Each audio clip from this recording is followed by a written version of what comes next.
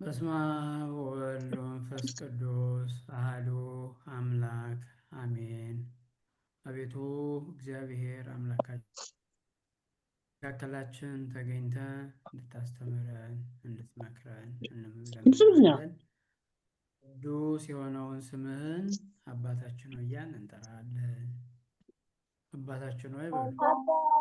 አባታችን ሆይ በሰማያት የምትኖር ስምህ ይቀደስ፣ መንግስትህ ትምጣ፣ ፈቃድህ በሰማይ እንደሆነች በምድር ትሁን። ዛሬ በደላችንን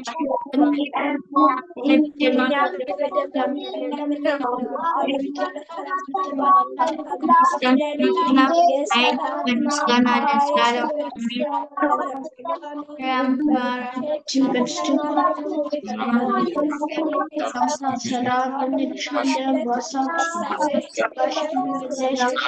ይገባሻል። ከሴቶች ሁሉ ተለይተሽ አንቺ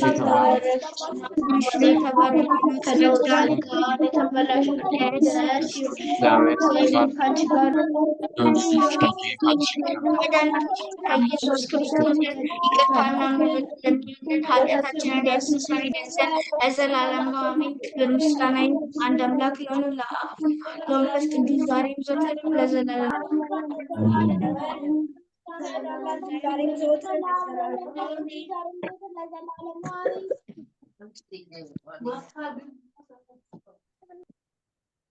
አሜን። ስለ ጸሎቱ የጸሎቱ ባለቤት እግዚአብሔር አምላካችን ስሙ የተመሰገነ ይሁን። አሜን። መምህር ድምፆት በደንብ አይሰማም። አይሰማም? አዎ ይሰማል። ይቆራረጣል።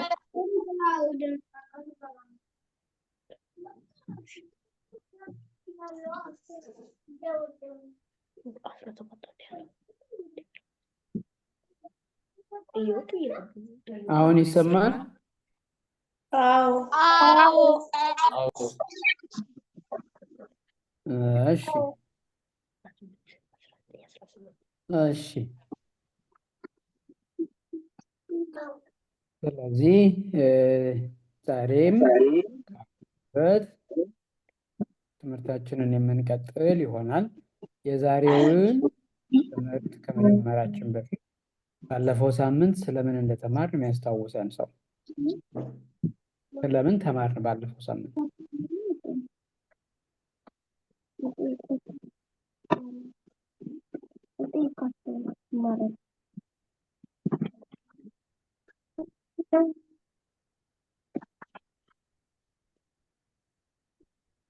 የሚያስታውሰን አለ ምን እንደተማር?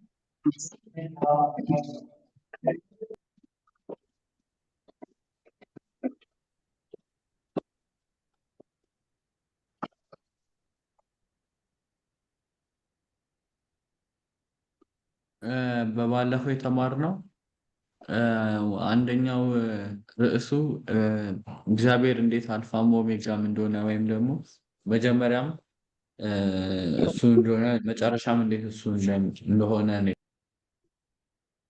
በጣም ጥሩ ቃሎት ያሰማልን። እሺ ሌላ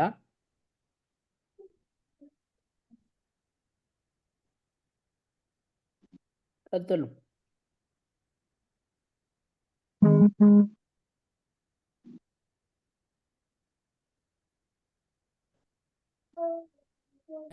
በባለፈው የተማርነው ስለ እግዚአብሔር መጀመሪያና መጨረሻነት ነው። ይሄ ማለት እግዚአብሔር ብቸኛ አምላክና ኦር የመጀመሪያውም አምላክ እንደሆነ ነው። ይሄንን ደግሞ በተለያዩ የመጽሐፍ ቅዱስ ጥቅሶች ተምረናል። አንደኛ ትንቢተ ኢሳያስ ምዕራፍ 44 ቁጥር 10 ነው። ይህም የሚለው የእስራኤል ንጉሥ እግዚአብሔር የሚቤዝም የሰራዊት ጌታ እግዚአብሔር እንዲህ ይላል፣ እኔ ፊተኛ ነኝ እኔም ኋለኛ ነኝ። ይሄ የሚያሳየው እግዚአብሔር አልፋና ኦሜጋ መሆኑን ወይም የመጀመሪያ እና የመጨረሻ መሆኑን። ሌላኛው ላይም ደግሞ እኔ የመጀመሪያ አምላክ ነኝ ከኔ ውጪም አምላክ አይኖርም ብሏል ማለት ነው። እሺ እግዚአብሔር ይስጥልን፣ ቃላት ያሰማልን። በጣም ጥሩ ጎበዝ። እሺ እነ ቅዱስ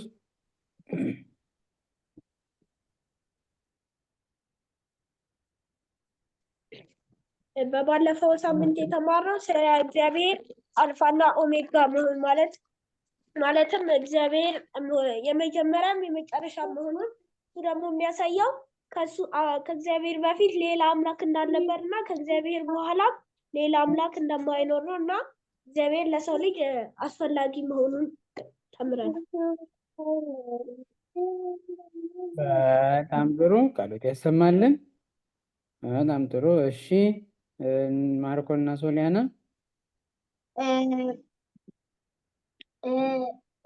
ስለ እግዚአብሔር አልፋና ኦሜጋ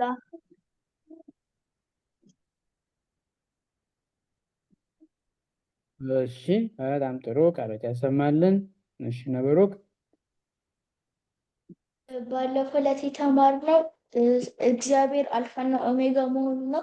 ይህም ማለት ከፊትም ከኋላ እንደሆነ ባለፈው ሳምንት ተምረናል። በጣም ጥሩ ቃላት ያሰማልን። እሺ ሳምሰንግ በሚለው ማን የገባው?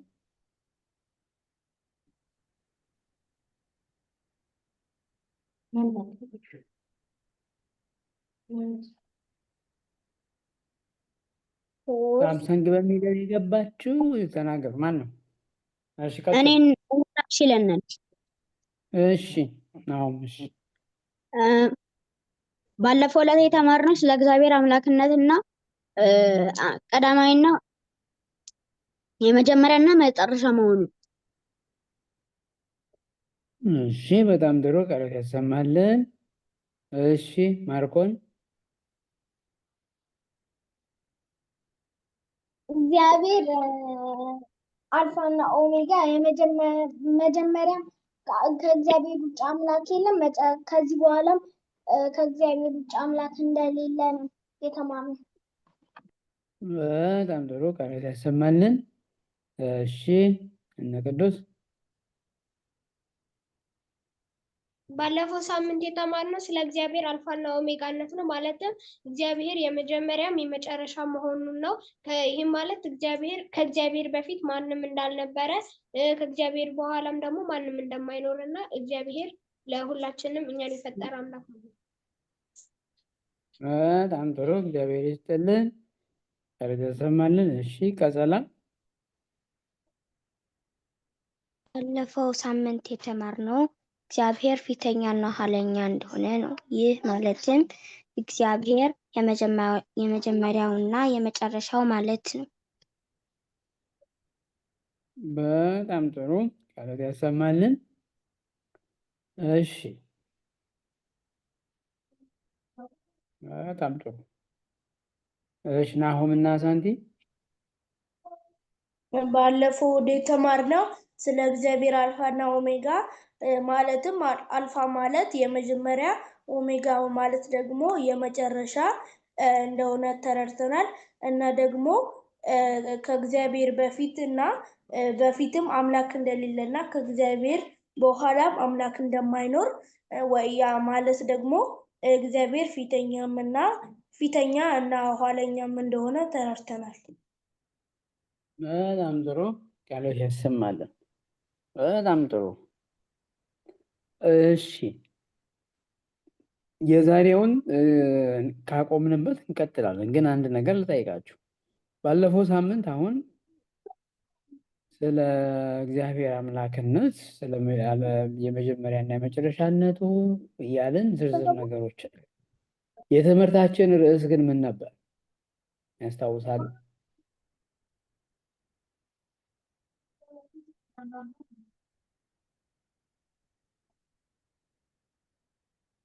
እሺ ናሆም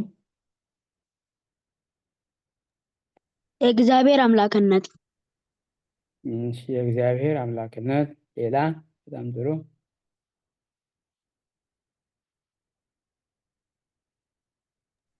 የትምህርታችን ርዕስ የሚያስታውስ ናታን እና ማቲያስ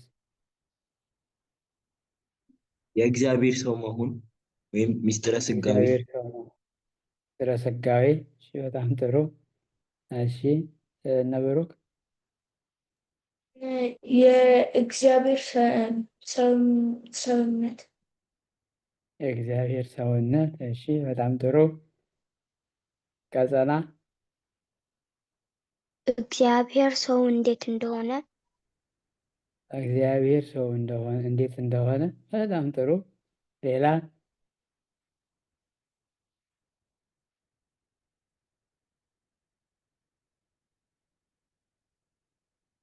እሺ እነ ብሩክ የእግዚአብሔር አምላክነት ወይም እግዚአብሔር እንዴት አምላክ እንደሆነ። እግዚአብሔር እንዴት አምላክ እንደሆነ። እሺ እስካሁን እየመለሳችሁ ያላችሁት ሁሉ ትክክል ነው፣ ግን ትክክለኛዋን ራሷን ርዕሷን የሚያገኝ ሰው እስካለ ድረስ እንቀጥላለን። ርዕሱ ምን እንደነበር። እሺ መምህር ጥያቄውን ድገምልኝ። ባለፈው ስንማር ርዕሱ ምን ነበረ? አሁን እግዚአብሔር የመጀመሪያና የመጨረሻ ነው፣ ፊተኛና ኋለኛ ነው የሚሉትን ዝርዝር ትምህርቶች የተማርንበት ርዕሱ ምን ነበር?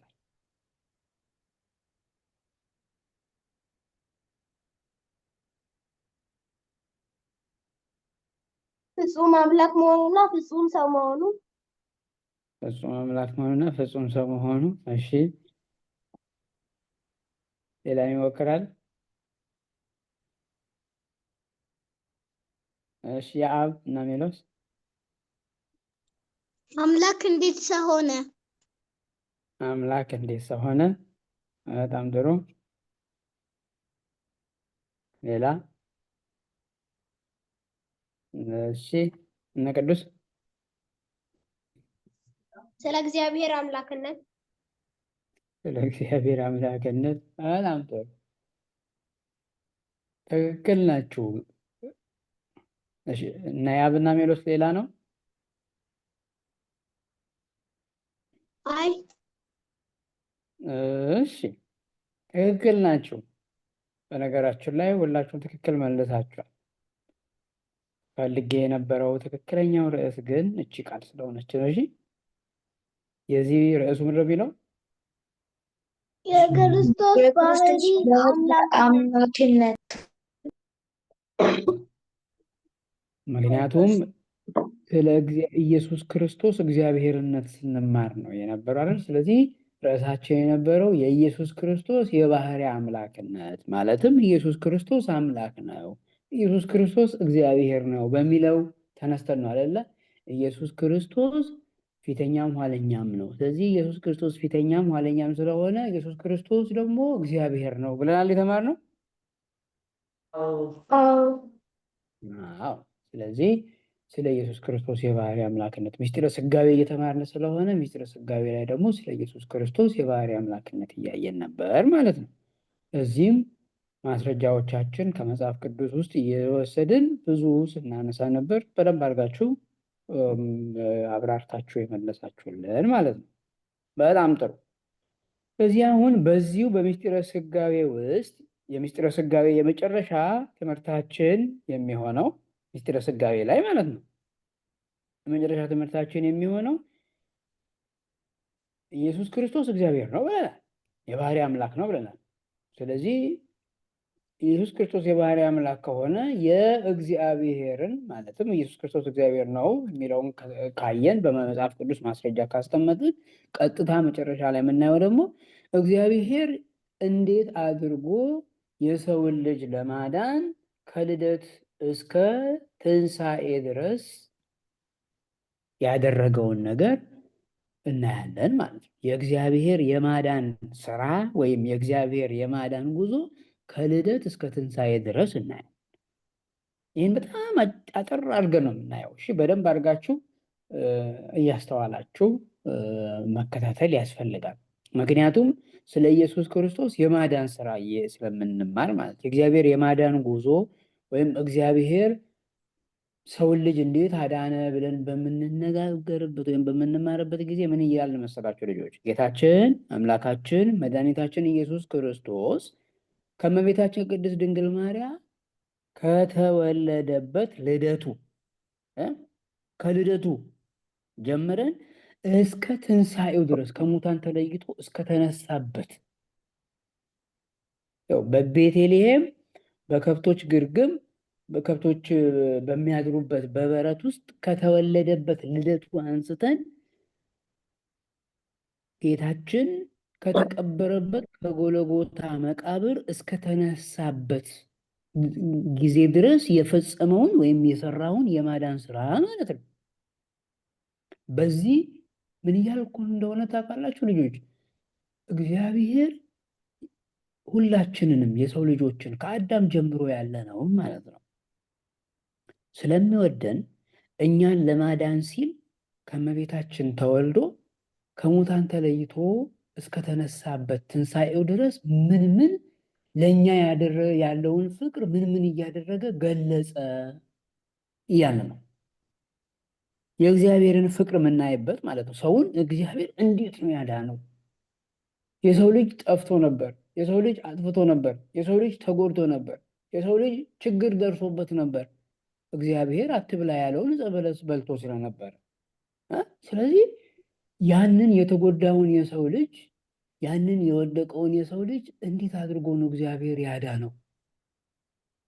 አሁን እኔና እናንተ እዚህ ሁላችንም ማለት ነው እኔ ክርስቲያን ነኝ፣ እግዚአብሔር አምላኬ ነው፣ እኔ ክርስቶስ አምላኬ ነው፣ ክርስቶስ የባህሪ አምላክ ነው፣ ክርስቶስ ጌታዬ ነው፣ ክርስቶስ አባቴ ነው እያልን እኮ የምናወራው ልጆች እንዲህ እያልን የምንመሰክረው እግዚአብሔር ሁላችንንም ከተወለደበት ጊዜ አንስቶ ሞቶልን መከራ ተቀብሎልን ከዚያም በመቃብር ተቀብሮ ከመቃብር ተነስቶ ትንሣኤን ገልጾልን እንዴት በሰላም መኖር እንዳለብን ስላሳየን። ስለዚህ የእግዚአብሔር የማዳን ጉዞ ከልደት እስከ ትንሣኤ ብለን ስንናገር እግዚአብሔር ክርስቶስ ኢየሱስ እግዚአብሔር ስለሆነ ከልደቱ እስከ ትንሣኤው እንዴት አድርጎ እንዳዳነን የምንማርበት ትምህርት ነው ማለት ነው። መጀመሪያ ላይ ልደቱን እናያለን። እስኪ እንደውም ልጠይቃችሁ የጌታችን የአምላካችን የመድኃኒታችን የኢየሱስ ክርስቶስ ልደቱ መች ነው የሚከበረው? ታኅሳስ ስንት ነው? ታኅሳስ 29 ታኅሳስ ስንት? 29 በጣም ጎበዞች። ታኅሳስ 29 ስለዚህ ፊታችን የሚመጣው ታኅሳስ ላይ የጌታችን አምላካችን የመድኃኒታችን ኢየሱስ ክርስቶስን ልደት እናከብራለን ማለት ነው። በጣም ጎበዞች። ስለዚህ የጌታ የእግዚአብሔር የማዳን ጉዞ ላይ የመጀመሪያው ጅማሮ የጌታ መጽሐፍ ቅዱስ ደግሞ በደንብ አድርጎ በግልጽ እንደሚነግረን ማለት ነው። የማቴዎስ ወንጌልን ስታነቡ፣ የሉቃስ ወንጌልን ስታነቡ፣ የማርቆስ ወንጌልን ስታነቡ መጽሐፍ ቅዱስ በደንብ አድርጎ ግልጽ አድርጎ ይነግረናል። ጌታችን ኢየሱስ ክርስቶስ ከእመቤታችን ከቅድስት ድንግል ማርያም በፍጹም ድንግልና ተወለደ። ልጆች እዚህ ጋር በደንብ ማወቅ አለባቸው። አዳም የተፈጠረው ከምንድን ነው? ከየት ነው አዳም የተፈጠረው? ከአፈር። እግዚአብሔር ከአፈር። በጣም ጎበዞች። አዎ ምንም ነገር ካልበቀለበት እራሱ ማለትም ያልታረሰ ንጹሕ ከሆነ ከድንግል መሬት ማለትም መቆፈሪያ ያልቆፈረው በሬ ያላረሰው ምንም አይነት ያልነካው እግዚአብሔር የዚያን ጊዜ የፈጠረው ማለት ነው። እግዚአብሔር መጀመሪያ ከፈጠረው እሁድ ቀን ከፈጠረው ከፍጹም ንጹሕ መሬት ነው አዳም የተፈጠረው። ስለዚህ አዳም ከዚያ ከፍጹም ንጹሕ ከሆነ መሬት ተፈጥሮ እግዚአብሔር ንጹሕ ባህሪ ፈጥሮለት ማለት ነው። አዳም ተሳስቶ ስለወደቀ ያንን ከንጽህና ተፈጥሮ የተሳሳተውና የቆሸሸውን አዳምን ለማዳን እግዚአብሔር ኢየሱስ ክርስቶስ ማለት ነው ከንጽሕት እመቤታችን ተወለደ። አያችሁ፣ ከንጽሕት እመቤታችን የተወለደው ንጹሕ ሆኖ ተፈጥሮ በኋላ ግን የቆሸሸውን አዳም ለማዳን ነው። ይሄ የጌታችን የአምላካችን የመድኃኒታችን የኢየሱስ ክርስቶስ ልደት ይባላል። ያችሁ ይሄ የጌታችን የአምላካችን የመድኃኒታችን ኢየሱስ ክርስቶስ ልደት ብለን የምንናገረው ወይም ደግሞ የምናስተምረው ይሄን በደንብ ማወቅ አለብን ሰው። ለምንድን ነው ከድንግል እመቤታችን የተወለደው ብለን ስንናገር፣ ድንግል ማርያም ብለን ስንናገር፣ አዳምም ደግሞ የተገኘው ከድንግል መሬት ስለሆነ ከንጹህ መሬት ስለሆነ። ግን ታዲያ ይኸውላችሁ በጣም ብዙ ሰዎች የሚገርማቸውና እግዚአብሔር ምን ያህል ለእኛ ፍቅሩን እንደገለጸልን እንዲሁም ደግሞ አምላክ ሆኖ ሳለ ትህትናን እንዴት አድርጎ እንዳስተማረ የምናውቀው በምን እንደሆነ ታውቃላችሁ ልጆች? እግዚአብሔር ያለው በሁሉም ቦታ ነው። ማደሪያው በሰማይ ነው። ሁሉንም ፍጥረት የፈጠረው እሱ ነው አይደል? ሁሉንም ያስገኘው በቃ ዓለም ውስጥ ያለው ምንም ነገር ብትሉ መገኛው እግዚአብሔር ነው። ሁላችን ራሱ ማለት ነው። እኛ አሁን ስለ እግዚአብሔር የምንማረው ስለ እግዚአብሔርም የሚከራከሩ ሰዎች እራሳቸው የተፈጠሩት በእግዚአብሔር።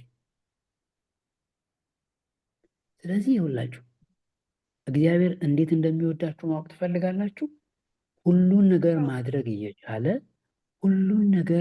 ሁሉ ነገር የእሱ ሆኖ ሀብት ብትሉ፣ እውቀት ብትሉ፣ ገንዘብ ብትሉ፣ ችሎታ ብትሉ፣ ኃይል ብትሉ ሁሉም ነገር የእሱ ሆኖ እያለ እግዚአብሔር ግን የተወለደው በከብቶች በረት ውስጥ። እግዚአብሔር ቢፈልግ በወርቅ ላይ መወለድ ይችላል። እግዚአብሔር ቢፈልግ በቤተ መንግስት መወለድ ይችላል። እግዚአብሔር ቢፈልግ በአየር ላይ መወለድ ይችላል። እግዚአብሔር ከሰው አእምሮ በላይ እናንተ በጣም አሁን አድንቃችሁ በምታስቡት ነገር ቦታ ሁሉ መወለድ ይችል ነበር። ምክንያቱም ይሄ የእግዚአብሔር ችሎታ ስለሆነ ማለት ነው። ነገር ግን እኛን ለማዳን የሰው ልጆችን ለማዳን ትህትናን ሲያስተምረን ምክንያቱም በኃጢአቱ ምክንያት በድሎ ወደ መሬት ተጥሎ አዳምና ሔዋን ልጆቹ አጠቃላይ አጥፍተው በኃጢአት ምክንያት ወደ መሬት ወርደዋል፣ ተንቀዋል። ስለዚህ ከዚህ ከተናቅበት ቦታ ተዋርደህ ካለህበት ስፍራ ከዚህ ህይወት ላድንህ እኔ በተናቀ ቦታ በከብቶች በረት ተወልጃለሁ ሲል አያችሁ፣ እግዚአብሔር ፍቅሩን ለመግለጽ ማለት እኮ ነው።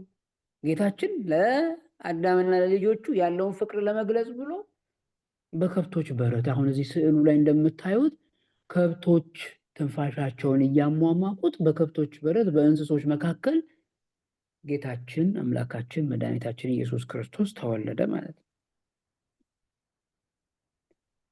እናንተ ማወቅ ያለባችሁ ነገር ጓደኛችሁ የሆነ ማንም ሰው ትክክለኛ ጓደኛችሁ መሆኑን የምታውቁት ስላላችሁ ወይም ደግሞ ስለምታግዙት ወይም ደግሞ የሆነ ነገር ስለምትሰጡት ወይም የሆነ ነገር ስታረጉለት ከእናንተ ጋር የሚሆን ሳይሆን እናንተ ምንም በሌላችሁ ሰዓት እናንተ ምንም ሳታረጉለት ስለ እናንተ ብሎ ስለ ማንነታችሁ ብሎ ምንም ባይኖራችሁ እንኳን የእናንተ ፍቅር ገብቶት ከእናንተ የማይለይ ከሆነ ነው ትክክለኛ ጓደኛ።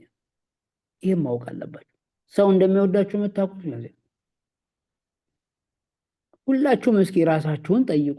ብዙ ጊዜ ልጆች ወላጆች ጋር ልናስቸግር እንችላለን፣ ወይ ደግሞ ታስቸግራላችሁ፣ ወይ ደግሞ ትነጫነጫላችሁ፣ ወይ እንዲያረጋችሁልኝ እኔ እኮ እማዬ አትወደኝም አባቴ አይወደኝም ብለን እንናገራለን። ግን አንድ ነገር እንጠይቃችሁ ልጆች ውስጥ ሁላችሁም ይሄን ራሳችሁን ጠይቁ።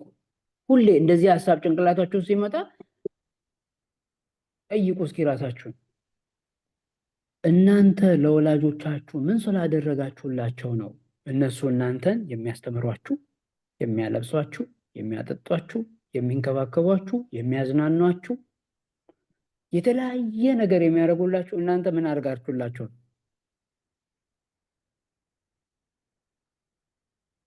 ይነግረኛል። ለወላጆቻችሁ ምን አድርጋችሁላችሁ ነው እነዚህ ነገሮች የሚያደርጉላችሁ ወላጆቻችሁ?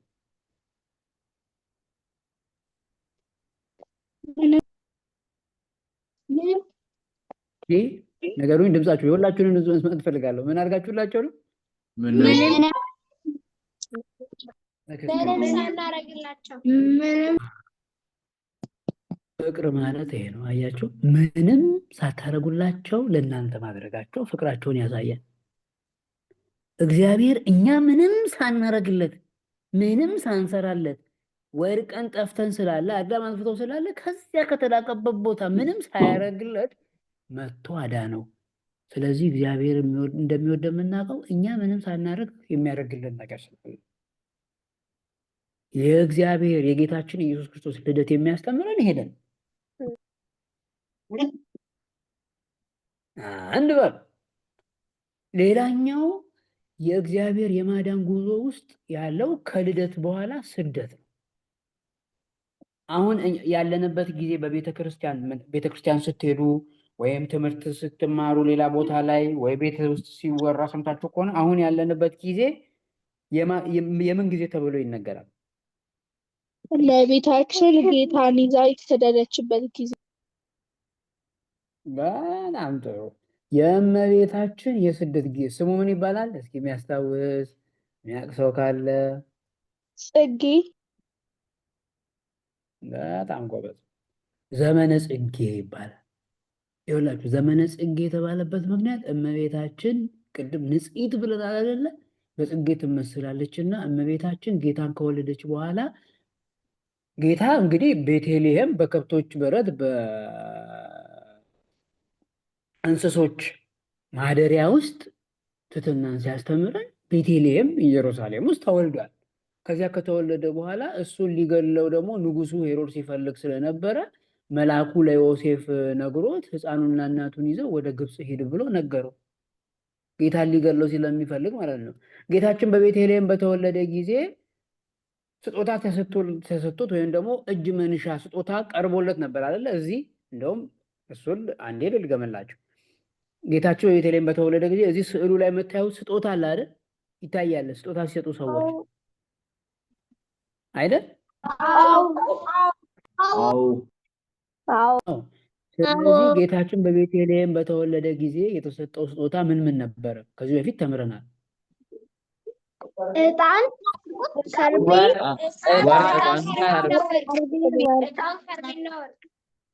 በጣም ጎበዞች። ወርቅ፣ ዕጣን፣ ከርቤ ማለት ነው። ስለዚህ ወርቅ፣ ዕጣን፣ ከርቤ የተሰጠው የራሱ ምክንያት አለ። አሁን እሱን አልነግራቸውም አስፈላጊም ስላልሆነ እዚህ ጋር ግን የተሰጠው ወርቅ፣ ዕጣን፣ ከርቤ በከብቶች በረት ውስጥ ተወልዶ እያለ ለጌታችን ተሰጥቶታል። ለምን መሰላችሁ? አንዱ ምክንያት ይኸውላችሁ፣ አሁን ከባለፈው ትምህርታችን ጋር እዚህ ጋር ስለ ኢየሱስ ክርስቶስ የባህሪ አምላክነት ስንነጋገር አንድ ነገር ብለን ነበረ። እዚች ጋር ምን ትላለች? እቺ ጽሑፍ የሚያነብልኝ አለ? የጌቶች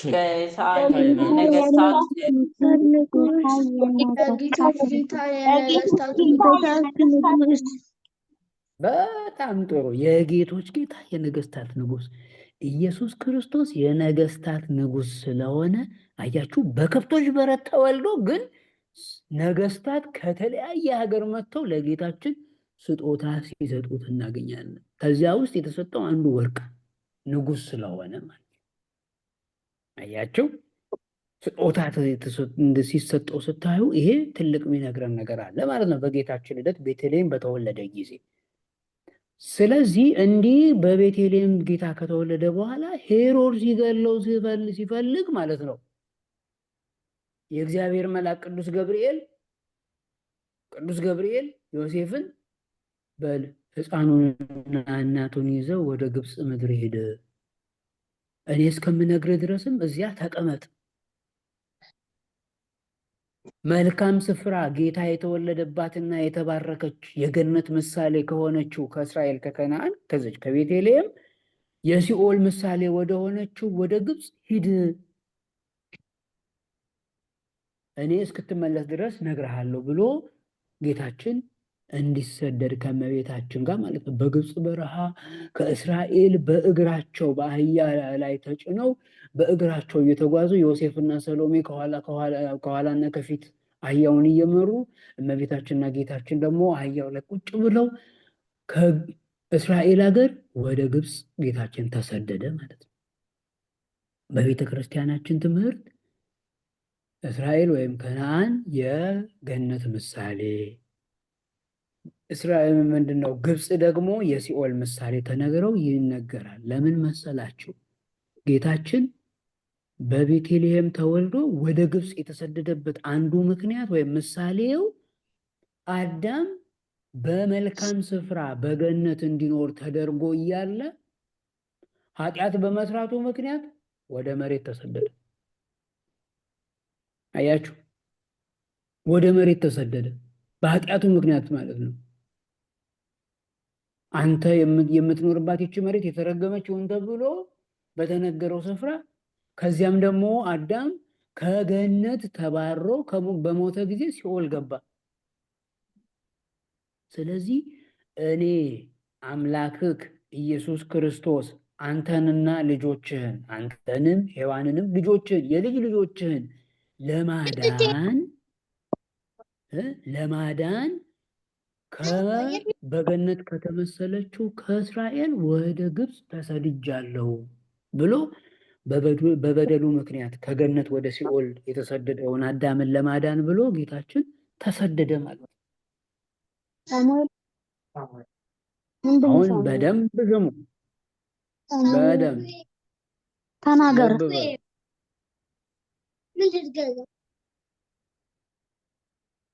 ልብ በሉ። እዚህ ጋር ልጆች አስተውሉ። ጌታ የተወለደው አዳምን ለማዳን፣ አይገርማችሁ? የተሰደደውም ደግሞ አዳምን ለማዳን። አያችሁ፣ በበደሉ ምክንያት ከገነት ወደ ሲኦል የተሰደደውን አዳም ለማዳን ሲል ወደ ግብፅ ተሰደደ እግዚአብሔር። ስለዚህ የተወለደው የባህሪ አምላክ ኢየሱስ ክርስቶስ አሁን ደግሞ አዳምን ለማዳን ብሎ ወደ ግብፅ ተሰደደ ማለት። ሲሰደድ ደግሞ ብዙ ታምራትን ሰርቷል። በስደቱ ከግብፅም አልፎ ኢትዮጵያ ገብቷል። አሁን ኢትዮጵያ ውስጥ ብዙ ቦታዎችን እመቤታችን ከጌታችን ጋር ሆና ባርካለች። ለምሳሌ ጣና ቂርቆስ ብትሄዱ እመቤታችን ከጌታችን ጋር የተሰደዱበት ጊዜ የተጓዙበት ስፍራ አለ። እዚያ ቦታ ላይ ስለ እመቤታችን ስደት የተጻፉ ብዙ መጽሐፍት አሉ። ወደ የተለያዩ ቦታዎችን ብርብር ማርያም የሚባሉ አዲስ አበባም ዙሪያ ያሉ ቦታዎች፣ ወደ ደቡብም ስትሄዱ ያሉ ቦታዎች እመቤታችን የባረከቻቸው የቀደሰቻቸው ቦታዎች አሉ። አያችሁ፣ ምድርን ለመባረክና ለመቀደስ እንዲሁም አዳምን ለማዳንና ከተፈረደበት ፍርድ ነፃ ለማውጣት ብሎ ጌታችን ተሰደደ። ለአዳም ብሎ ተሰደደ። ሁሉም ማድረግ እየቻለ አሁን ሄሮድስ እኮ በጣም እግዚአብሔር መቼም እግዚአብሔር የሚያቅተው ወይም የሚሰነው ነገር አለ እንዴ?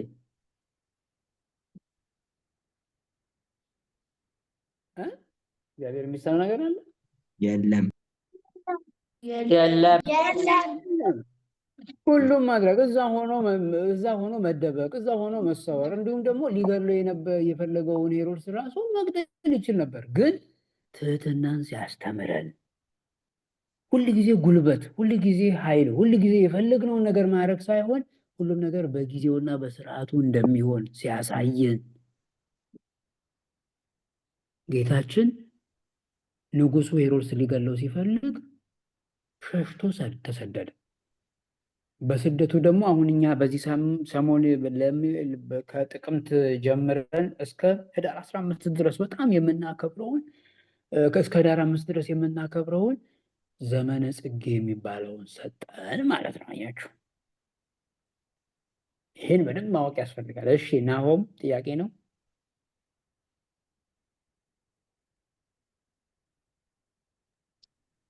አዎ ናሆም አዎ እሺ፣ እግዚአብሔር የተወለደበት ዘመን ይታወቃል ወይስ ገና አልታወቀም? ይታወቃል። ያው በነገራችን ላይ ከዚህ በፊት ስንማር እግዚአብሔር አዳም አጥፍቶ ስለነበር፣ ጥሩ ጥያቄ ነው። በነገራችን ላይ አዳም ተሳስቶ አጥፍቶ ስለነበረ ከልጅ ልጅ ተወልጄ አድንሃለሁ ብሎ ቃል ገብቶለት ነበር አይደል? አዎ፣ ከልጅ ልጅ ተወልጄ አድንሃለሁ ብሎ ቃል ገብቶለት የነበረው እግዚአብሔር ከአዳም ከልጅ ልጅ ተወለደና የተናገረው ጊዜ 5500 ዘመን ሲፈጸም ማለት ነው። 5500 ዘመን ሲፈጸም እግዚአብሔር ወልድ ኢየሱስ ክርስቶስ ከእመቤታችን ቅድስት ድንግል ማርያም በፍጹም ድንግልና ተወለደ። ልብ በሉ ልጆች፣ እዚህ ጋር ተወለደ። ሲወለድ ጌታ የተወለደበት ጊዜ 1 ዓመተ ምህረት ነው።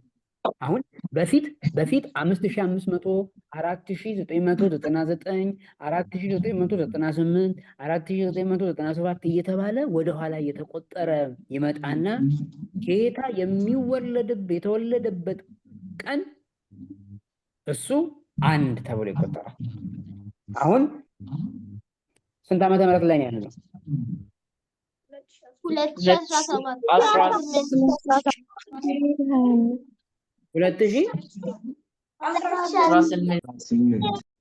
2018 አሁን ጌታ ከተወለደ 2018ኛ ዓመት ላይ ነን ማለት ነው።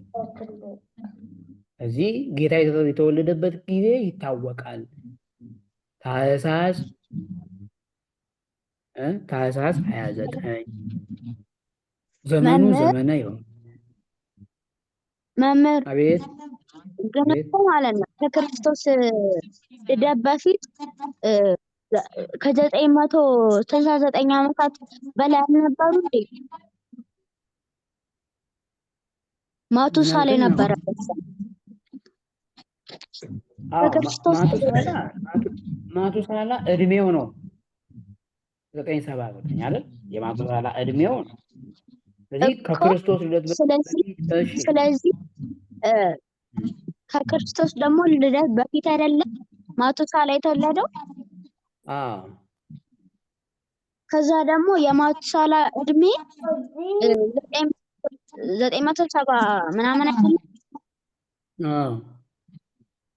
ስለዚህ እግዚአብሔር ከመወለዱ በፊት ማቱሳላ 1 ዓመት ሲሞላው 1 ዓመት እንትን ስለሚያል 1 ዓመት ስለሚያል የመጀመሪያው ዓመት እንዴት ነው የሚሆነው? አይ የማቱሳላ እድሜ የኖረበት የእድሜ ብዛቱ 979 አለ እንጂ ያ የዘመን አቆጣጠር አይደለም። አሁን ለምሳሌ የናሆም እድሜ 12 ዓመት ነው ወይም 11 ዓመት ነው ወይ 10 ዓመት ነው ስንል የናሆምን እድሜ እየተናገርን እንጂ ዘመኑን እየቆጠርን ነው ማለት አይደለም ማለት። አሁን ለምሳሌ 2018 ላይ ናሆም 11ኛ እድሜውን ያከብራል ስንል የናሆም እድሜ እንጂ የዘመኑ ብዛት አይደለም ነው እንዴ? ስለዚህ አንድ ሺህ የመጀመሪያው እንትን ላይ ዓመተ ምህረት ላይ ነው እንጂ የመጀመሪያ ዓመት አይደለም። የመጀመሪያ ዓመተ ምህረት ላይ አለ እንጂ የመጀመሪያ ዓመት አይደለም። የዓመተ ምህረትን 1 ብለን መቁጠር የጀመርነው ከጌታችን ልደት በኋላ 1 2 3 4 እያልን ቆጥረን አሁን 2018 ላይ ደርሰናል ማለት ነው። ግልጽ ነው? እሺ፣ በጣም ጥሩ። እሺ፣ ስለዚህ ሁለተኛው የእግዚአብሔር የማዳን ጉዞ ላይ የምንመለከተው ስደቱን ነው ማለት ነው። የተሰደደውም ደግሞ አዳምን ለማዳን ነው። ይህም በደንብ ማወቅ ያስፈልጋል። ከዚያ ከስደቱ በኋላ ደግሞ ተሰደደ። የእግዚአብሔር መልአክ ዮሴፍን ደግሞ ሄሮድስ ጌታን ሊገለው ይፈልግ የነበረው ስለሞተ በል ወደ ኢየሩሳሌም ተመለስ ብሎት ወደ ኢየሩሳሌም ተመለሰ። እመቤታችን ጌታችን ሰሎሜና ዮሴፍ ወደ ኢየሩሳሌም ገቡ። በእስራኤል ሀገር ጌታችን ቀስ በቀስ እያደገ የተማረ እንደ ሰው ማለት ነው። በአጭር በጣም ተወስኑ በቃ ከእመቤታችን ጋር እየኖረ አምላክ እኮ ነው። አይገርማችሁም? ወዲያው እኮ ማደግ ይችል ነበር። ወዲያው የፈለገውን ማድረግ ይችል ነበር። ግን በቃ እንደ ሰው ስርዓት ቀስ እያለ እመቤታችን ልጄ ውሃ ቅዳልኝ ስትል ውሃ እየቀዳላት፣ ልጄ እስኪ እንጨት ልቀምልኝ ስትል እንጨት እየለቀመላት አምላክ ነው። እግዚአብሔር እኮ ነው ኢየሱስ ክርስቶስ። ግን ስታዙ ከህፃናት ጋር ደግሞ ጭቃ እያቦካ እየተጫወተ ምንም እቃቃ እየተጫወተ ቀስ በቀስ አደገ። ከዚያ እድሜው 30 ዓመት ሲሞላው ተጠመቀ ጌታችን። አዳም ሲፈጠር እድሜው ስንት ነበር? የስንት ዓመት ተደርጎ አድርጎ ነው እግዚአብሔር የፈጠረው አዳምን? ከዚህ በፊት ተነጋገርን። 30 አካባቢ አዎ የአዳም እድሜው እግዚአብሔር ገና ሲፈጥረው 40 ቀን እግዚአብሔር አዳምን ሲሰራው እድሜው 30 ነበር። ስለዚህ እኔ የ30 ዓመት ይኸውላችሁ የ30 ዓመት ጎልማሳ አድርጌ የምታውቅ ሁሉ ነገር የምታውቅ የምትረዳ አድርጌ በ30 ዓመት እድሜ የ30 እድሜ አድርጌ ምክንያቱም በደንብ ማስተዋል የሚቻለው በዛ እድሜ አድርጌ ፈጥሬ የሰጠውን የኔን ጸጋ የኔን ልጅነት እኔ አምላክ እግዚአብሔር እንደዚህ አዋቂ አድርጌ የ30 ዓመት ሰው አድርጌ ፈጥሬ አክብሬ ከፍጥረታት ሁሉ ከፍ አድርጌ አክብሬ ሾሜ የፈጠርኩ አንተ አለው በ30 ዓመት የሰጠውን ልጅነትን እኔ ካስተማርኩ ትምህርት ይልቅ የሰይጣንን ትምህርት ሰምተ የሰይጣንን ምክር ተቀብለ ተታለ በድለህ ጠፍተሃልና የእግዚአብሔርን የኔ አምላክህን ልጅነትህን አጥተሃልና ያንተን ልጅነት አለው እግዚአብሔር ኢየሱስ ክርስቶስ ያንተን ልጅነትህን በ30 ዓመት ተጠምቄ መልሼልሃለሁ። ልጅነትን ያጣኸው ልጅነትን የ30 ዓመትህን በዮርዳኖስ ተጠምቄ መልሼልሃለሁ። ሰይጣን ደግሞ አታሎክ የደበቀብህን ዕዳህን አጥፍቼልሃለሁ ብሎ ጌታችን በ30 ዓመቱ ተጠመቀና አዳምን አዳነው ማለት ነው። ስለዚህ ጥምቀት የአዳም መዳን የሰው ልጆች መዳን ያመለክታል። ጌታ የተጠመቀው አዳምና ልጆቹን ለማዳን ሲል ነው። ሲጠመቅም በ30 ዓመቱ የተጠመቀበትን ምክንያት ለዚህ ስለሆነ ማለት ነው። ጥሩ እሺ፣ ጥያቄዎች አሉ መሰለኝ። ዮሐና መምህር እግዚአብሔር በአንድ ላይ ነው የተወለደው? አንድ ዓመተ ምህረት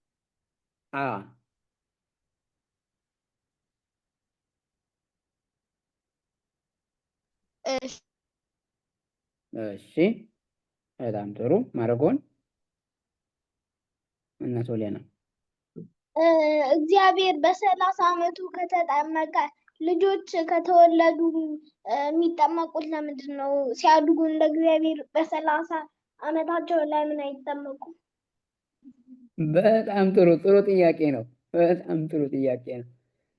እሺ እግዚአብሔር ኢየሱስ ክርስቶስ በ30 ዓመቱ የተጠመቀበት ምክንያት ምንድን ነው ብዬ ነው የነገርኳቸው። አሁን አዳም 30 ዓመት ሲሞላው እግዚአብሔርን ስለካደ አዳም በ30 ዓመቱ ሰው ሆኖ ተፈጥሮ እያለ እግዚአብሔርን ክዶ ወይም አጥፍቶ ልጅነቱን ስላስወሰደ ልጅነቱን የዚያን ጊዜ ሲፈጥሮ የነበረውን ልጅነት በዚያ ዕድሜ እንደመለሰለት ለማሳየት ነው።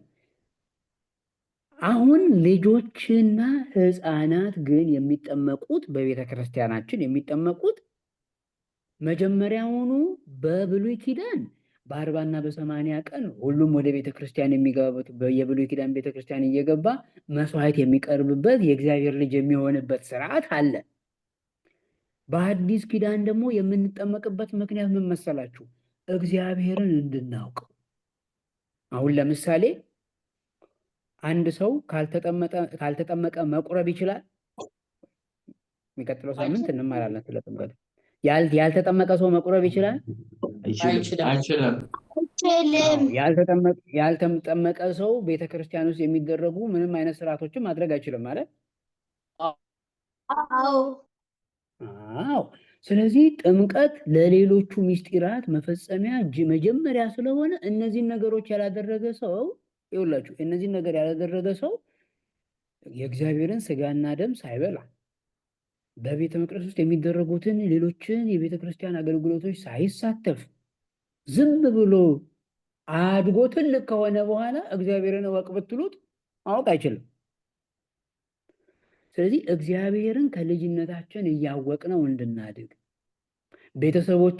የቤተሰቦቻችን እምነታቸው የኛ እምነት ሆኖ የቤተሰቦቻችን ሃይማኖታቸው የኛ ሃይማኖት ተደርጎ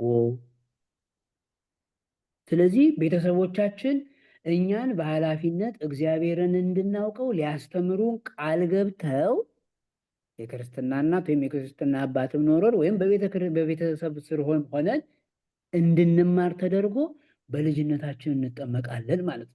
ያ ሲሆን አሁን መንፈስ ቅዱስ ስለሚያድርብን ከልጅነት ከስር ጀምራችሁ እየቆረባችሁ እየተማራችሁ በእግዚአብሔር ቤተ መቅደስ ውስጥ የሚደረጉትን ነገሮች እያያችሁ ስታድጉ የዚያን ጊዜ ስለ እግዚአብሔር እናውቃለን ማለት ነው። ሙሉ ሰው ስንሆን እግዚአብሔርን እንረዳዋለን። ካልሆነ ግን ሁሉን ነገር በራሱ አድርጎ ከጨረሰ በኋላ ትልቅ ሆነ ከዘመቀ በኋላ እኔ እግዚአብሔር ማን ነው መጀመሪያ ከልጅነቴ አላውቀውም የሚል እግዚአብሔርን የማያውቅ ሰው ይፈጠራል ማለት ነው። ይሄ ደግሞ ስህተት ነው።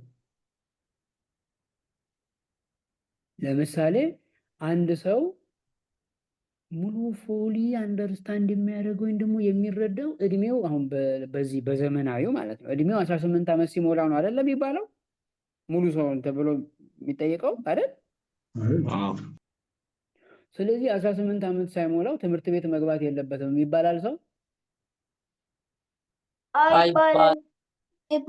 ከልጅነት እየተማረ እያወቀ ሲሄድ ነው አይደለ የሚማረውን ፊልድ የሚመርጠው ግን መጀመሪያ እየተማረ ማለት። ስለዚህ እኛም ተጠምቀን እየተማርን እያደግን ስለ እግዚአብሔር እየተረዳን እናድጋለን ማለት ነው።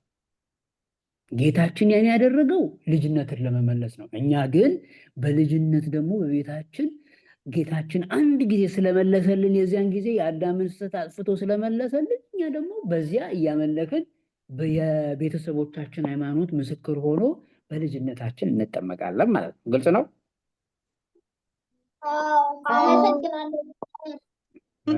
እሺ መልካም። ሌላ ጥያቄ አለን? መምህር ግብጽ የሲኦል ምሳሌ ናት ከተባለ ኢየሩሳሌም የገነት ምሳሌ ናት።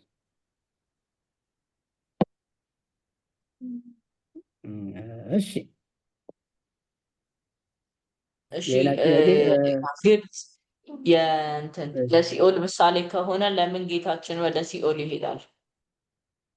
ምክንያቱም ወደ ሲኦል ተጥሎ ያለውን አዳም እንዳዳነ ለማሳየት ያንን ምሳሌ ለመናገር። ሌሎች ምክንያቶችም አሉ። ግብጽ ጣዖት ይመለክባት ነበር፣ ጣዖትን ለማጥፋት በግብጽ ውስጥ ያሉትን ጣዖታትን ለማፈራረስ።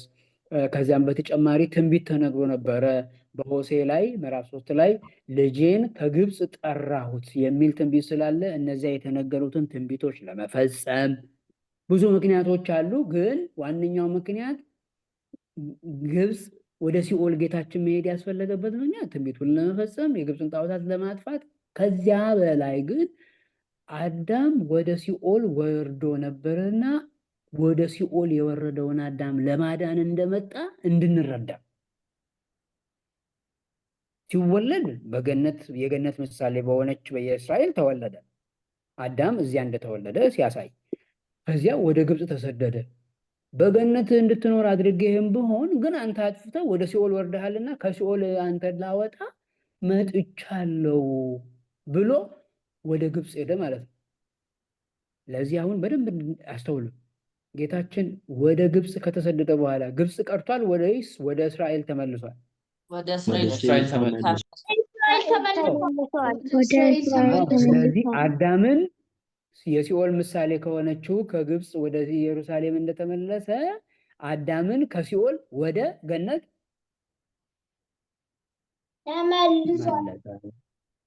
እንደመለሰው ያሳያል ማለት ነው። እሺ ሌላ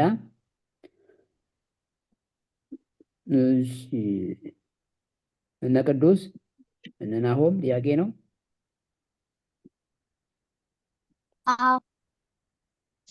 እሺ ትላልቅ ሰዎች ቆማሉ? አልሰማሁም። ምስኪን አሁን ድምፅ ተቆራረጠብኝ። ትላልቅ ሰዎች ሰው ካደገ በኋላ መቁረብ አይ በፍጹም ሰው እስከንሞት ድረስ ከልጅነታችን ከተጠመቅንበት ቀን ጀምሮ እስከንሞት ድረስ መቁረብ አለብን። ግን በተለያየ ምክንያት ሰዎች የተለያየ ምክንያት እየፈጠሩ ወይም ደግሞ በተለያየ ምክንያት መቁረብ ያቆማሉ እንጂ ማንም ሰው ይሄንን እንዳትረሱ። እናንተም ስታድጉ ንስሐ እየገቡ ንስሐ ከተገባ በኋላ የመቁረብ ሙሉ መብትና ግዴታ አለበት ክርስቲያን። አንድ ምስጢር ልንገራችሁ ልጆች፣ አንድ ነገር ልንገራችሁ። አንድ ክርስቲያን ነኝ የሚል በኢየሱስ ክርስቶስ የሚያምንና የተጠመቀ የኢትዮጵያ ኦርቶዶክስ ተዋሕዶ ቤተክርስቲያን አባል የሆነ ሰው በዓመት ውስጥ ቢያንስ 3 ጊዜ መቁረብ አለበት። ስለዚህ ይሄን እንዳትረሱ። ብታድጉም ማስተዋል ያለባችሁ እኛ ክርስቲያኖች ኃጢአት የሰው ልጅ ይሰራል፣ ሊያጠፋ ይችላል። ስናጠፋ ግን በእግዚአብሔር ፊት ለካህን ንስሐችንን እየነገርን መቁረብ አለብን። ያጥፍቻለሁ አባቴ ሆይ ይቅር በሉኝ ይባላል። ከዛ ቄሱ ወይም የንስሐ አባታችን እንደዚህ ያርግ ብሎ ይሰጠናል ማድረግ ያለብንን። ከዚያ በኋላ እንደጨረስን ጨርሻለሁ እንላለን። ንስሐችንን ስንጨርስ በልሂድና ልጅና ቁረብ እንባላለን፣ እንቆርባለን ማለት ነው። ስለዚህ ክርስቲያን ነኝ የሚል ሰው የግድ መቁረብ አለበት። ወደፊት እንማራለን። አሁን ሚስጥረ ጥምቀት ከተማርን በኋላ ሚስጥረ ቁርባን እንማራለን። ሚስጥረ ቁርባን ላይ በደንብ አድርጌ በዝርዝር ነግራችኋል። ግን ክርስቲያን የሆነ ሰው የግዴታ መቁረብ አለበት። ይህ ግዴታ ስለሆነ ማለት ነው። እሺ ሌላ እነ ቅዱስ መምህር ቅድም ገነት ማለት ኢየሩሳሌም የገነት ምሳሌ ናት፣ ግብጽ ደግሞ የሲኦል ምሳሌ ናት ብለሃል። ለምንድን ነው እነሱ ሁለቱ እንደዛ ምሳሌ የሆኑት?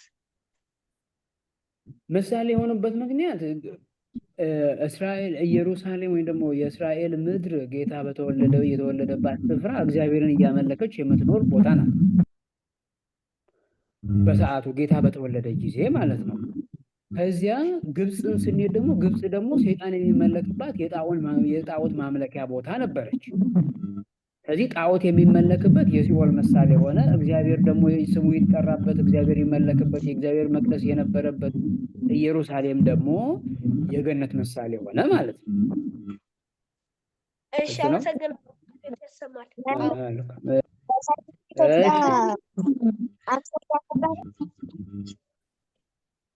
አቤት ምን አሉኝ? ምን አላችሁኝ? አልሰማሁም። በዛ ጊዜ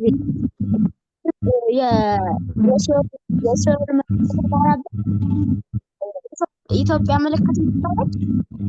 ኢትዮጵያ ምልክት አልነበረችም። ምክንያቱም ኢትዮጵያ በዚያን ጊዜ ልክ እንደ እስራኤል ጌታችን ከመሰደዱ በፊት ታቦተ ጽዮን ኢትዮጵያን የነበረችው አሁንም አለች አይደል? ስለዚህ የእግዚአብሔር ስም ይጠራባት የነበረች ስፍራ ማለትም የሚያመልኩ ሌላ ነገር የሚያመልኩ ሰዎች ነበሩ። ልክ እስራኤልም እኮ አሉ፣ ግን አብዛኛው ሰው እግዚአብሔርን ስለሚያመልክ በኢትዮጵያም ደግሞ ታቦተ ጽዮን ስላለች የኦሪት መስዋዕት እየቀረበባት የእግዚአብሔር ስም እየተጠራባት። ለምሳሌ ጣና ቂርቆስ ስትሄዱ ታቦተ ጽዮን አሁን አክሱም ያለችው ጣና ቂርቆስ ነበረች። ስለዚህ የዛኔ የእግዚአብሔር ስም ይጠራበት የነበረውን ስፍራ ለመቀደስ የአዲስ ኪዳኑን የኢየሱስ ክርስቶስን ስጋና ደም እንዲሰዋበት ለማሳየት ጌታችን ወደዚያ ለመባረክ ሄደ እንጂ ልክ እንደ ግብፅ የሲኦል ምሳሌ ሆነ አይደለም የሄደው ማለት ነው።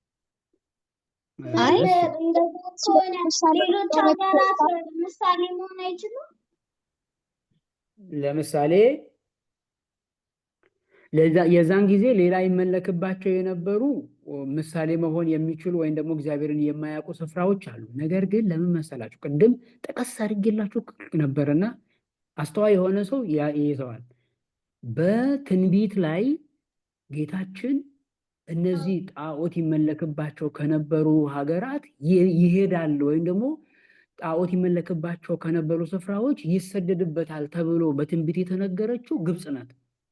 ልጄን ከግብፅ ጠራሁት የግብፅ ምድር ስትደነግጥ ተመለከቱ፣ ኢትዮጵያም አምላኳን በመቀበል ተንቀጠቀጠች የሚል ትንቢት አለ። አያችሁ። ስለዚህ ያንን የተጻፈውን ትንቢት ለመፈጸም ነው አንድ ጌታም የተሰደደው። ከሌሎቹ ሀገራት የተመረጠው የተጻፈ ትንቢት ስላለ ነው ማለት ነው። ከምንም በላይ ደግሞ ጣዖት በማምለክ ባቢሎን እና ግብፅ በጣም አስቸጋሪ ከፍተኛ የጣዖት የማምለኪያ ስፍራ ነበረባት። ያንን ጣዖት በአጠቃላይ የጣዖት መንፈስ ለማባረር እና ለማጥፋት ሲል ጌታችን የተሰደደው ማለት ነው። እሺ እንቀጥል። ምን አልከኝ ማርኮን? አዎ አሁን ጠፍቷል። ማለትም ከጌታችን ሄዶ ካጠፋው በኋላ ጠፍቷል። ነገር ግን ጌታችን ሄዶ ተሰዶበት በእስራኤል በግብፅ ምድር ያለውን ጣዖት አጥፍቷል ማለት አሁን ላይ ያሉ ሰዎች ሁሉ ክርስቲያኖች ናቸው ማለት ግን አይደለም። ይሄን ማስተዋል አለባቸው። ሰው በራሱ ፍቃድ በራሱ መብት የሚፈልገውን ማምለክ ስለሚችል በኋላ ላይ ሰዎች እየካዱ ሌላ ሃይማኖትም እየተከተሉ ክርስቶስን እየካዱ የሚኖሩ ሰዎች አሉ። አሁንም ግብፅ ላይ ግን በሰዓቱ የነበረው ሙሉ በሙሉ በጭፍንነት መስዋዕት የሰው መስዋዕት ይቀርብ ነበር፣ ሰው ይታረድበት ነበር። ያን የብሉይ ኪዳኑን እግዚአብሔር ኢየሱስ ክርስቶስ አጥፍቶታል ማለት ነው። ግልጽ ነው። እሺ መልካም። ስለዚህ ጥምቀትም ጌታን የፈጸመው ለዚህ ነው ማለት ነው። የመጨረሻው የምናየው የጌታችንን ስቅለት ሞትና ትንሣኤውን ይኸውላችሁ። አሁን ጌታችን በ30 ዓመቱ ተጠመቀ። በ30 ዓመቱ የ30 ዓመት የነበረውን አዳምን ልጅነቱ እንደመለሰለት ለማሳየት በ30 ዓመቱ ተጠመቀና 3 ዓመት ከ3 ወር ጌታ ያስተማረው። ካስተማረ በኋላ ላይ በአርብ ቀን መጋቢት 27 ቀን ራቁቱን በመስቀል ላይ በዕለተ ዓርብ ተሰቀለ ማለት ነው። ይሄ መጽሐፍ ቅዱስ ላይ አለ። ይኸውላችሁ አንድ በደንብ ማስተዋል ያለባችሁ ነገር አለ። ሁል ጊዜ ስለ ሃይማኖታችሁ ስለ ክርስትናችሁ ስታስቡ ማስተዋል ያለባችሁ ነገር ምን እንደሆነ ታውቃላችሁ? እግዚአብሔር ኢየሱስ ክርስቶስ እንደሚወዳችሁ ለማሳየት እርቃኑን መስቀል ላይ በችንካር በሚስማር ተቸንክሮ ተሰቅሏል። ሲሰቀል ግን ዝም ብሎ አለም የተሰቀለው ልጆች ተገርፎ ከጌታችን በግርፋቱ ምክንያት ሲገረፍበት የነበረው አሁን ለምሳሌ እናንተ በልምጭ ነገር ወይ ደግሞ በትንሽ ነገር ብትመቱ ምን ያህል እንደሚያም ታውቃላችሁ። ወይ ደግሞ እንቅፋት ነገር ቢመታችሁ የሚያመውን አስቡት። ጌታችን ግን የተገረፈበት ጅራፉ ማለት ነው ጫፉ ላይ ብረት አለበት። ጅራፉ ላይ ጫፉ ላይ ማለት ነው። ከዚያ በዚያ በብረቱ እየመቱ ከሰውነቱ ላይ ስጋው እንዲነሳ እያደረጉ በጭካኔ ነው የገረፉት ጌታችን። ጌታችን እንደዚያ የተገረፈው እና የተሰቀለው እኔና እናንተን አዳምን ልጆቹን በአጠቃላይ ማለት ነው ከሰይጣን እስራት ነፃ አውጥቶ የዘላለም ሕይወት ኖረን በነፃነት እንድንድን ነው ለማዳን ማለት ነው። ጌታ የተራቆተው ራቁቱን የተሰቀለው እኛን ጸጋውን አልብሶ ለማዳን ብቻ ነው። ሌላ ምንም ነገር የለውም። ይህን እንዳትረሱ። ስለዚህ እኔ ክርስቲያን ነኝ፣ የክርስቶስ ተከታይ ነኝ፣ ክርስቶስን መስላለሁ፣ ክርስቶስ ከሚለው ነው እኔ ክርስቲያን የሚለው ስሜ የመጣው ብላችሁ ስትናገሩ ማለት ነው ክርስቶስ እኛን የወደደን መስቀል ላይ ተሰቅሎ እንደሆነ እንግዲህ ራስን አሳልፎ በመስጠት ይኸውላችሁ ጌታችን መስቀል ላይ ሲሰቀል እጁ ላይ በሚስማር ወይም በችንካር እግሮቹ ላይ እጆቹ ላይ ከዛ ራሱ ላይ ደግሞ አክሊለ ሦክ ተደርጎበት አናቱን ሲወጋው ይሄ ሁሉ ሲሆንበት ይህንን ሁሉ በትዕግስት ጌታ የተቀበለው ለምን እንደሆነ ታውቃላችሁ? አንተ አዳም ይኸውላችሁ አንተ አዳም እኔ አክብሬና ንጹሕ አድርጌ ፈጥሬ በገነት በንግስና እንድትኖር አድርጌ እያለ በእግርህ ሮጠ ሄደ በእጅድ ዕፀ በለስን ቀጥፈ ቆርጠ በልተ ልጅነትን አስወስደህ ነበረ። ስለዚህ በእግር ወደ ዕፀ በለስ እንደሄድክ እኔ እግሬን ተወግቼ በእጅ ደግሞ ዕፀ በለስን ቆርጠህ እንደበላ እጆቼን በሚስማር በችንካር ተቸንክሬ ተወግቼ አድኜሃለሁ። ስለዚህ ከአሁን በኋላ ነፃ አድርጌሃለሁና ልጅነትህን ዳግመኛ አታስወስድ እያለ ለእኔም ለእናንተ ለሁላችንም እየነገረ ነው ማለት ነው። ስለዚህ በክርስቶስ ደም ሁላችሁም ተገዝታችኋል።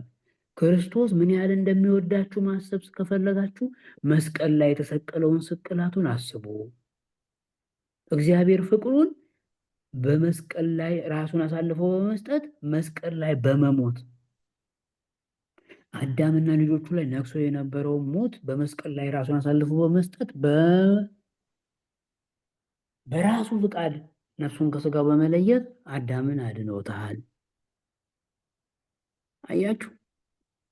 ስለዚህ የተወደድ ነው እኛን እግዚአብሔር የወደደን በራሱን አሳልፎ ሰጥቶ በመሞት ነው። ከዚያ አምላኬ ሞተ፣ አምላኬ እኔን ለማዳን ብሎ በመስቀል ተሰቅሎ እግሮቹን እጆቹን ተቸንክሮ ተገርፎ መከራ ተቀብሎ ሞተ ብለን ደግሞ እንዳናዝን ማለት ነው ልጆች። አይ በሞቴ አድኛችሁ ደግሞ በዘላለም ደስታ እንድትኖሩ ተነስቻለሁ ብሎ በሶስተኛው ቀን ደግሞ ትንሣኤ ተነሳ። አያችሁ። ስለዚህ ክርስቲያኖች በስጋቸው ነፍሳቸው ከስጋቸው ተለይታ ቢሞቱ ራሱ እንደ አምላካቸው እንደ ክርስቶስ ይነሳሉ። ምክንያቱም ጌታችን አምላካችን መድኃኒታችን ኢየሱስ ክርስቶስ ልጆች በመስቀል ላይ ተሰቅሎ ሞቶ ወደ መቃብር ወርዶ ተቀብሮ ከሙታን ተለይቶ በሶስተኛው ቀን ከተነሳ በኋላ የሰው ልጅ ወደ ሲኦል ያለ ጥፋቱ መግባት ቀረ ማለት ነው። አሁን ወደ ሲኦል የሚያስገባን ስራ ካልሰራን ወደ ገነት እንገባለን። ጽድቅም ምንሰራ ከሆነ መልካም ምንሰራ ከሆንን የእግዚአብሔርን ሕግ የምንጠብቅ ከሆነ በእግዚአብሔር ሕግ የምንሄድ ከሆነ ንስሐ የምንገባ ከሆነ ስጋው ደግሞ የምንቀበል የምንቆርብ ከሆነ ብንሞትም ወደ ገነት እንገባለን በእግዚአብሔር ቸርነት ማለት ነው። ምክንያቱም ካሁን በኋላ ወደ ሲኦል የሚያስገባ ሞት በሰው ልጆች ላይ ስልጣን እንዳይኖረው ክርስቶስ ሞተና ከሞታን ተለይቶ ነፃ ወጣና። አያችሁ። አዝነን እኮ እንዳንቀር ነው። አይገርማችሁም? አዝነን በቃ አምላክ ሞተ ብለን እንዳናዝን በትንሣኤው ደግሞ ደስታ እንድንጎናጸፍ አደረገ ማለት ነው። ስለዚህ ልብ ማለት ያለባችሁ ነገር ማስተዋል ያለባችሁ ሚስጥረ ሥጋዌን ስታስቡ እግዚአብሔር ሰውን ልጅ አዳነ የሚለውን ስታስቡ ማለት ነው ጌታችን አምላካችን መድኃኒታችን ኢየሱስ ክርስቶስ ከእመቤታችን ከቅድስት ድንግል ማርያም ከስጋዋ ስጋ ከነፍሷ ነፍስ ነስቶ በመወለድ አንድ ነገር እርግጠኛ ሁኑ ልጆች፣ አንድ ነገር በደንብ ልብ በሉ። ጌታችን ከእመቤታችን ከቅድስት ድንግል ማርያም በድንግልና በፍጹም ድንግልና ተወልዶ ሲያድግ የሰው ልጅ የሚሰራውን ነገር ሁሉ ሰርቷል፣ ከኃጢአት በስተቀር። ከኃጢአት በቀር ሁሉንም ነገር አድርጓል። ይህን እንዳትረሱ። ምክንያቱም ስጋን ተዋህዷላ። ቃል ስጋ ሆነ የሚለው ስጋና መለኮት ተዋህዱ ብለ። ስለዚህ በተዋህዶ ስጋ መምህር አቤት ግን እኮ መጽሐፍ ቅዱስ ውስጥ ሙሉ ኑሮውን ጾም ነው ያለው ይላል። አዎ እሱ የጾመው 40 ቀን 40 መዓልት የጾመው አብይ ጾም ላይ ያለው ገዳመ ቆሮንቶስ ላይ ከተጠመቀ በኋላ ወደ ገዳመ ቆሮንቶስ ወጣ። ወደ ገዳመ ቆሮንቶስ ወጥቶ ወይም ደግሞ ወደ ቆሮንቶስ ተራራ ወጥቶ እዚያ 40 መዓልት 40 ሌሊት 40 ቀንና 40 ማታ ማለት ነው ሳይበላ ሳይጠጣ ጌታችን ጾሟል፣ ጸልዮአል። ከዚያ ከተራራው ደግሞ ወርዶ አስተማረ ይለናል። ስለዚህ ሚስተር ከዛ በፊት ምግብ ይበላ ነበረ። ጌታችን በልቷል። ከእመቤታችን ጋር ሲኖር እመቤታችን የምትበላውን እየበላን ያደገው። ለዛ እኮ ነው ያው እስካሁን ጽሑፉ ላይ እስኪ አንብቦት በደንብ ይኸው የተፈጥሮን ሕግ በመጠበቅ ከተወለደ ቀን ጀምሮ ቀስ በቀስ እንደ ልጅ ዳዴ እያለ ጡት እየጠባ አያችሁ፣ ሰው የሚበላውን እየበላ ሰው የሚጠጣውን እየጠጣ። እመቤታችንና ጌታችን አብዝተው ይበሉ የነበረው ስንዴና ወይን ነው። በነገራችን ላይ ያን እየበላን ያደገው። ስለዚህ ኃጢአት ከመስራት ውጪ ያሉትን ነገሮች ሁሉ ጌታችን አድርጓል። ጌታችን በነገራችን ላይ እኮ በሰዓቱ የነበረ ትምህርት ቤት እኮ ገብቶ ተምሯል። ታውቃላችሁ? ፊደል እኮ ቆጥሯል። አልፋ ቤጣ የውጣ እያለ ተምሯል። በእስራኤል ሕግ ማለት ነው። በእስራኤል ትምህርት ቤት ውስጥ ልጆች ገብተው የሚማሩትን ትምህርት ተምሯል። ስዕል ቤት ገብቶ ስዕል መሳል ተምሯል። ጽሑፍ እንዴት እንደሚጻፍ ተምሯል። ልጅ ሆኖ ማለት ነው። ይሄን እየነገርኳችሁ ያለው ለመሰላችሁ ልጆች አምላክ ሆኖም እያለ እግዚአብሔር ኢየሱስ ክርስቶስ ሰው የሚሰራውን ሁሉ ሰርቷል። አያችሁ? እግዚአብሔር ኢየሱስ ክርስቶስ አምላክ ሆኖ እያለ ይሄን ሁሉ ለሰው የተፈቀደውን ከኃጢአት በስተቀር ለሰው የተፈቀደውን ሁሉ ከሰራ ዛሬ ደግሞ እናንተም እኔ አምላካችሁ እግዚአብሔር ሕግን ስርዓትን አክብሬ እንደፈጸምኩና እንደሰራው እናንተም የእግዚአብሔርን ሕግና ስርዓት ጠብቁ፣ ፈጽሙ። በምድር ላይ ያላችሁ የወላጆቻችሁን የሀገርን ሕግ አክብሩ፣ የእግዚአብሔር የአምላካችሁን ሕግ ደግሞ አክብሩ። ምክንያቱም እኔ ሁሉም ማድረግ የሚችል አምላክ ሆኜ እያለ ግን በሕግና በስርዓት ኖሬያለሁ ብሎ እያስተማረ እንደሆነ አያችሁ። የሰውን ልጅ ለማዳን መጥቶ ጌታችን ስርዓትም አስተምሮናል፣ ትህትና አስተምሮናል ማለት ነው። ይሄንን ልብ ማለት ያስፈልጋል። እሺ ኤዶም ትምህርት ቤት እየገባ እየተማረ ያለው በእስራኤል ሕግ ስለሆነና ሰው በሌላ ሰው ዘንድ ተቀባይነት እንዲኖረው ወይም ደግሞ የእስራኤልን ሕግ ለማክበር ብሎ ነው እንጂ ሁሉንም ነገር ያውቃል። በትክክል እሱን አሁን ያልኳችሁ በጣም ጎበዝ፣ ትክክለኛ ነጥብ ነው። ይኸውላችሁ እኔ እግዚአብሔር ሆኜ እያለ ሁሉን እያወቅኩኝ ቅድም ብያችኋለሁ እኮ እግዚአብሔር ነው ሁሉም ማድረግ ይችላል። አለመሰደድ ይችላል። በተወለደበት ቀን አድጎ 30 ዓመት እንደሞላው ሰው መሆን ይችላል። ወደ ግብፅ ሳይሰደድ እዛው እስራኤል ውስጥ ሆኖ መቀመጥ ይችላል። ሄሮድስን ራሱ እዛው እያለ መግደል ይችላል። ሊያሳድደው የሚፈልገውን ሄሮድስ ማለት ነው። በመስቀል ላይ ሳይሰቀል ማዳን ይችላል። ሁሉን ያውቃል።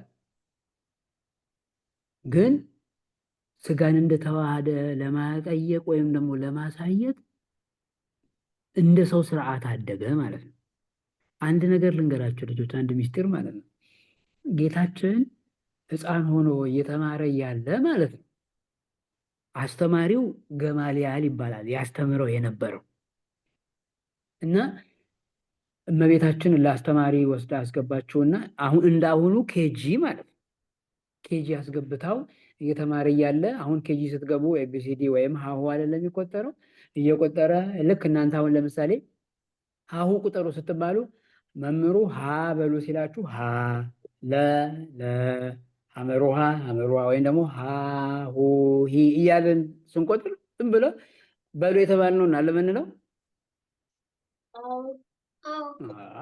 ይህንን አሁን እንደው እንደ ሰውነቱ ምን እየሰራ እንደሆነ እንድታውቁ ነው እየነገርኳቸው ያለው። ከዛ አስተማሪው ይሄ ገማልያል እስኪ በል ሀ በል አለ። ማለትም በእነሱ ይማር የነበረው ፊደል አልፋ የሚለው ማለት ነው። አሌፍ በላለው የመጀመሪያው አሌፍ በላለው አሌፍ አለ። ቤት በላለው ምክንያቱም ቀጥሎ ከአሌፍ ቀጥሎ ልክ አሁን ሀ ብላችሁ ቀጣዩ ለ እንደሆነ አሌፍ ብሎ ቀጣዩ ቤት ነው ቃሉ ማለት ነው ፊደሉ። ስለዚህ አሌፍ በል ሲለው አሌፍ አለ። ከዛ ቀጠልና ቤት በል ሲለው መጀመሪያ አሌፍ ማለት ምን ማለት ነው ትርጉሙን ሳትነግረኝ እንዴት ቤት በል ትለኛለህ አለው። አያችሁ ሕፃን እኮ ነው። እናንተውን ለምሳሌ ሀ በሉ ስትባሉ ሀ፣ ለበሉ ስትባሉ ለ ከማለት ይልቅ መምህር መጀመሪያ ሀ ማለት ምን ማለት ነው ብለው እንደመጠየቅ ማለት ነው። ከዚያ መምህሩ አይ ልጅ ነክ በል የተባልከውን ትላለህ እንጂ ዝም ብለህ ትጠይቃለህ እንዲህ ብሎ አባረረው። ከዚያ ደግሞ ሌላ ቦታ እመቤታችን አስገባችው። አሁን ይሄን እያልኳችሁ ያለው እንደ አምላክነቱ ብዙ ነገር ያውቃል። የአምላክነት ስራን እዛው ያሳያል። እንደ ሰው እንደተዋህደው ስጋ ደግሞ የስጋን ነገር ሲያሳይ ቀስ በቀስ ሰው ልጅ የሚሰራውን ሁሉ ሰርቷል። አያችሁ። አሁን ታዲያ ምን ልብ ማለት ያለባችሁ እግዚአብሔር ሆኖ ኢየሱስ ክርስቶስ አምላክ ሆኖ እያለ ትእዛዛትን እያከበረ ሕግን እያከበረ ስርዓትን እያከበረ ቀስ በቀስ ካደገ እኔና እናንተ ደግሞ የሰው ልጆች ስንሆን ምን መስራት አለብን? ሕግን እንዴት ማክበር አለብን? መታዘዝ አለብን። ልጆች ነግራችኋለሁ እኮ ኢየሱስ ክርስቶስ አምላክ ሆኖ እያለ ለእናቱ ለእመቤታችን ውሃ ይቀዳላት፣ እንጨት ይለቅምላት፣ ይላላክላት ነበር። ስለዚህ ዛሬ ወላጅ ሲልከው አልፈልግም እኔ የተጫወቁ ነው እያለ የሚነጫነጭ ልጅ ከኢየሱስ ክርስቶስ ሕግ እየወጣ ነው ማለት ነው። ኢየሱስ ክርስቶስ አምላክ ሆኖ እያለ ለእናቱ ከታዘዘ ታዲያ እናንተ አሁን ልጆቹ ናችሁ። ለምንድን ነው ለወላጆቻችሁ የሚታዘዝ የምትሉት? ልጆች እንደዛ የምትሉ ልጆች ካላችሁ ማለት ነው እኔ ከኢየሱስ ክርስቶስ በላይ አውቃለሁ እያላችሁ ነው ማለት ነው። አይደለም፣ እንደዛ መሆን የለበትም። ኢየሱስ ክርስቶስ አምላክ ሆኖ እያለ እኛን ለማስተማር ታዟል። እኛን ለማስተማር ቁጭ ብሎ ተምሯል። እኛን ለማስተማር ሲል ለእኛ ለማሳየት ማለት ነው ቁጭ ብሎ ልጅ ማድረግ ያለበትን አድርጓል። 30 ዓመት ከሞላውን በኋላ አንድ አዋቂ የሚባል ሰው፣ ሙሉ የሆነ ሰው፣ የተማረ ሰው፣ ግራጁዌት ያደረገ ሰው የሚሰራውን ስራ ሰርቷል፣ አስተምሯል። አያችሁ። ስለዚህ ለእኛ አርአያ ሆነ ማለት ነው ኢየሱስ ክርስቶስ። እናንተ ማስተዋል ያለባችሁ አድርጉ የሚባለው ነገር ነገ የሚጠቅማችሁ እንደሆነ ክርስቶስ ራሱ ሰርቶ አሳይቷል ማለት ነው። ስለዚህ ኢየሱስ ክርስቶስ የማዳን ስራውን መስቀል ላይ ተሰቅሎ ከማዳን በተጨማሪና በላይ ማድረግ ያለብንን ነገር በተግባር እያደረገ አስተምሮናል። በተግባር እያስተማረን ደግሞ አድኖናል ማለት ነው። ግልጽ ነው።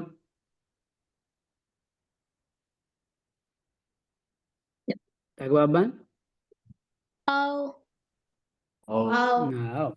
ሰዓት በጣም ሄደ። ያው እንድንጨርስ ብዬ ነው የዛሬውን ትምህርት ሰዓታችንን የወሰድኩት። በጣም ይቅርታ። የዛሬ የቤት ስራችሁ ይሄ ነው። የሚቀጥለው ሳምንት ሚስጢረ ጥምቀትን እንጀምራለን። ስለዚህ ሚስጢረ ጥምቀትን ከመጀመራችን በፊት እስኪ ስለ ሚስጢረ ጥምቀት ያላችሁን መረዳት እንድታሳውቁ ነው። በሚስጢረ ጥምቀት ትምህርት የምንማረው ስለምንድን ነው? ይሄን ታብራራላችሁ ማለት ነው። ግልጽ ነው? አዎ ሁላችንም ለጸሎት እንነሳ። በስመ አብ ወወልድ ወመንፈስ ቅዱስ አሐዱ አምላክ አሜን። አቤቱ አምላካችን ሆይ በመካከላችን ተገኝተህ ስላስተማርከን እናመሰግናለን። ስምህንም አባታችን ሆይ እያልን እንጠራሃለን። ስምሃን አባታችን ሆይ በሉ። አባታችን ሆይ በሰማያት የምትኖር ስምህ ይቀደስ፣ መንግስትህ ፈቃድህ በሰማይ እንደሆነች በምድር ትሁን። እንጀራችንን ስጠን ዛሬ፣ በደላችንን ይቅር በለን እኛም የበደሉንን ይቅር እንደምንል፣ አቤቱ ወደ ፈተና አታግባን ከክፉ ሁሉ አድነን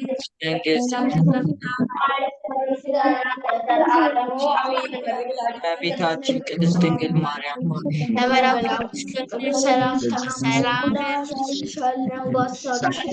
በስጋሽም አሸናፊ እግዚአብሔር ናቱ ሰላምታ ላንቺ ይገባሻል። የተባረከ ነው ጸጋን የተመላሽ ቅድስት ሆይ ደስ ይበልሽ፣ እግዚአብሔር ከአንቺ ጋር ነውና ከተወደደሽ ከጌታችን ከመድኃኒታችን ከኢየሱስ ክርስቶስ ዘንድ ይቅርታና ምሕረት ኃጢአታችንን ያስተሰርይልን ዘንድ ለዘላለሙ አሜን። ክብር ምስጋና አንድ አምላክ ለሆነው ለአብ ለወልድ ለመንፈስ ቅዱስ ዛሬም ዘወትርም እስከ ዘላለሙ ድረስ ምስጋና ይሁን ለአብ ወወልድ ወመንፈስ ቅዱስ ዛሬም ዘወትርም ለዘላለሙ አሜን አሜን። ስለ ጸሎቱ እግዚአብሔር አምላካችን ስሙ የተመሰገነ ይሁን። አሜን አሜን። ሳምንት እስከንገናኝ ድረስ የቤት ስራችሁን ሰርታችሁ በአግባቡ ትልካላችሁ። ሁላችሁም እስከ ሳምንት መልካም ሳምንት። ቻው ቻው።